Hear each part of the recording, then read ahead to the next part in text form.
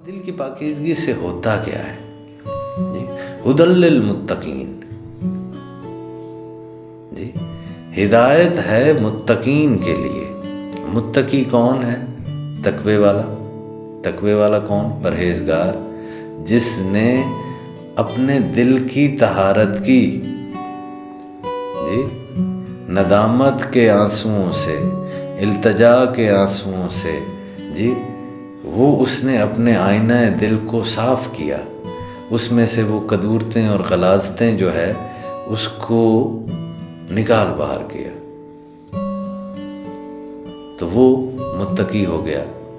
اب متقی کے لیے ہدایت ہے قرآن کریم میں، اور نبی پاک صلی اللہ علیہ وآلہ وسلم فرماتے ہیں نا کہ مومن کی فراست سے ڈرو، کیونکہ وہ اللہ کے نور سے دیکھتا ہے، اللہ کا نور کا ورود دل پہ ہوتا ہے جی،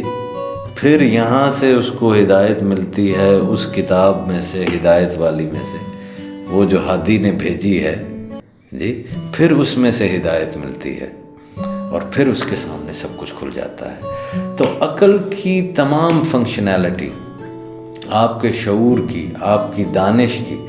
آپ کے انٹلیکٹ کی، وہ ساری کی ساری اس بات پر انحصار کرتی ہے کہ دل آپ کا کتنا پاکیزہ ہے جی، کیونکہ جب دل پاکیزہ ہو جائے گا، دیکھیے قرآن کریم میں تو کوئی شک نہیں ہے، الف لام میم ذالک الکتاب لا ریب جی، تو اس کتاب کو اپروچ میرے جیسا بندہ شک سے تو نہیں کرتا، کیونکہ اس میں شک ہے نہیں، پہلے شروع میں بتا دیا گیا کہ اس کو یقین کی آنکھ سے دیکھو، ٹھیک ہے؟ جب یقین کی آنکھ سے دیکھا تو اگلی ہی جو ہے وہ آیت میں بتا دیا گیا کہ اس کے اندر ہدایت ہے متقین کے لیے۔ پہلے تو دیکھو یقین کی آنکھ سے، پھر اگر اس میں سے ہدایت پانی ہے تو پھر اس کو صاف کرو جی،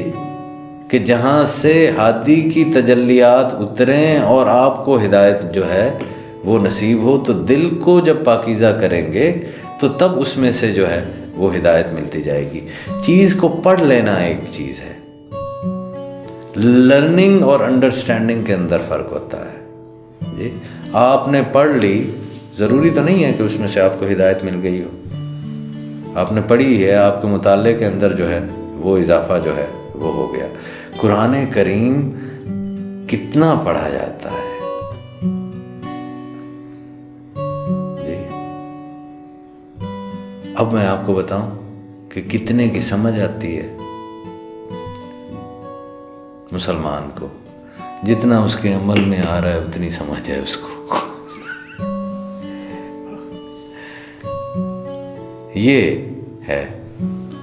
تو اب آپ خود بخود ہی اندازہ لگا لیں کہ مسلم امہ کا حال دیکھ لیں، اپنا حال دیکھ لیں، تو ہم جتنے مسلمان ہیں ٹھیک ہے، اتنی ایک ہی ہدایت جو ہے وہ ہمیں ملی ہے، اتنے ایک ہی ہم متقی جو ہے وہ ہیں۔ تو ہم ظاہری اعتبار سے بھی ذہانت کو کھو چکے ہیں جی، اور ہم روحانی اعتبار سے بھی ذہانت کو کھو چکے ہیں، اس وجہ سے کہ ہم نے ہدایت کا تکیہ جو ہے وہ اپنے شعور پہ اور اپنی انڈرسٹینڈنگ کے اوپر رکھا ہوا ہے، اور بنیادی اصول جو ہے اس کو ہم بھلا بیٹھے ہیں کہ ہدایت کا اور گائیڈنس حاصل کرنے کے لیے پہلے اپنے دل کو ریفلیکٹیو کرنا ہے، جس میں وہ ڈیوائن انٹلیکٹ جو ہے وہ ریفلیکٹ کر سکے، اور جب اس کی روشنی پڑتی ہے جی، تو یہی جو لکھے ہوئے لفظ ہیں جی، یہ اور معنی دینے لگتے ہیں۔ اگر آپ کے ذہن کی آنکھ ہے تو آپ لفظ کو دیکھ رہے ہیں، تھوڑا سا دل صاف ہوا تو آپ نے لفظ کے پیچھے معنی کی تلاش کی، تھوڑا سا دل اور صاف ہوا، صداقت جو ہے وہ اور آ گئی جی، تو پھر آپ نے معنی کے پیچھے معنی ڈھونڈے، کچھ اور صداقت جو ہے وہ آ گئی، تو پھر آپ نے خود صداقت ڈھونڈی اس لفظ کی جی، اور کچھ اور صداقت آ گئی، تو پھر آپ نے وہ حق کی تلاش جو ہے وہ شروع کر دی۔ تو नबी करीम सल्लल्लाहु अलैहि वसल्लम ने भी दुआ फरमाई कि अल्लाह ताला मुझे चीज़ों की हकीकत का इल्म जो है वो अता फरमा जी। तो हकाइक का इल्म जो है वो जब तक दिल की सफाई ना हो तब तक नहीं मिलता। आपको पार्शली इल्म किसी चीज़ का मिल सकता है जी, उसकी हकीकत जो है वो आप पर तब ही खुलेगी कि जब आपका दिल साफ होगा। तो हम जिनको सेजिस कहते हैं, जिनको आरिफ कहते हैं जी, हम उनकी ज़िंदगियों को अगर पढ़ें तो हमें क्या नज़र आता है जी। उसमें हमें को मदरसे और यूनिवर्सिटीज़ और लेक्चर्स और सेमिनार्स जी, ये चीज़ें तो कोई नज़र नहीं आती।